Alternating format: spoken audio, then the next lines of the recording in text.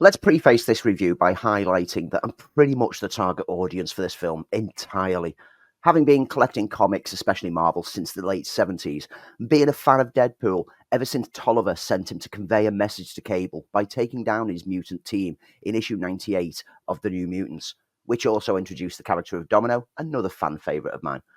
I've loved the character ever since, all across the decades. Then you factor in my somewhat unhealthy obsession with Ryan Reynolds that even makes me enjoy Blade Trinity, and it's no surprise that I've absolutely loved the first two Deadpool films.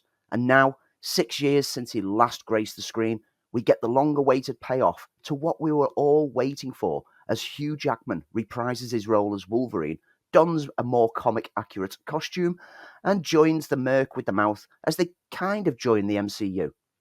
Now, I'm going to be careful to avoid spoilers here, but it's safe to say that this film is a cameo-packed event, dangling nostalgia for what has gone and what we never got from the Fox era of Marvel, coupled with the usual wisecracks, pop culture references, and fourth wall winks that we expect from Wade.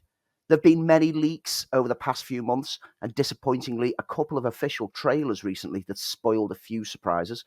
But there's also been a wealth of false rumours that have kind of muddied the waters, and this, thankfully, still meant that there was some pleasant treats in store for fans of the films that they might not have known about, and definitely some treats for fans of the comics themselves.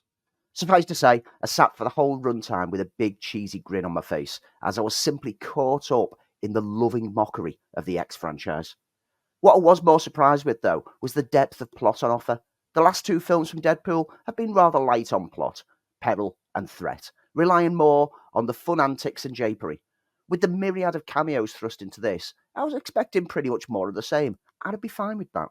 Low plot, high fun approach, but instead I found a rather nice balance between the two, with a woven underlying storyline threat that proffers up a few new villains, most notably that of Emma Corrin's Cassandra Nova. This felt like an event movie plot, only without the seriousness. With regards to Cassandra Nova, I'm still absolutely amazed that they opted to pull a rather unknown, to the mass audience character, from Grant Morrison's very divisive run on the comics to use, and I have to give them credit for how they played her. Corrin is chilling, but also comical, and the manner in which she uses her powers is represented with some striking digital effects work in a chilling manner.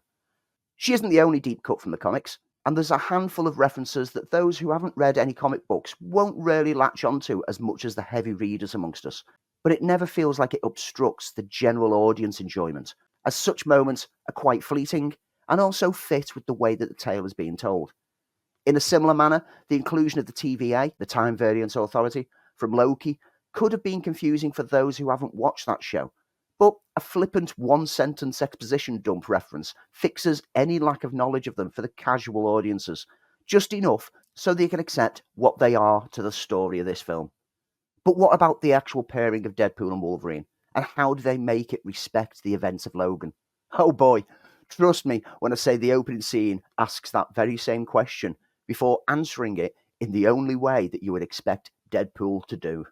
The pair, once united, follow the tropes of the buddy cop genre, with them not seeing eye to eye but being forced to stick together.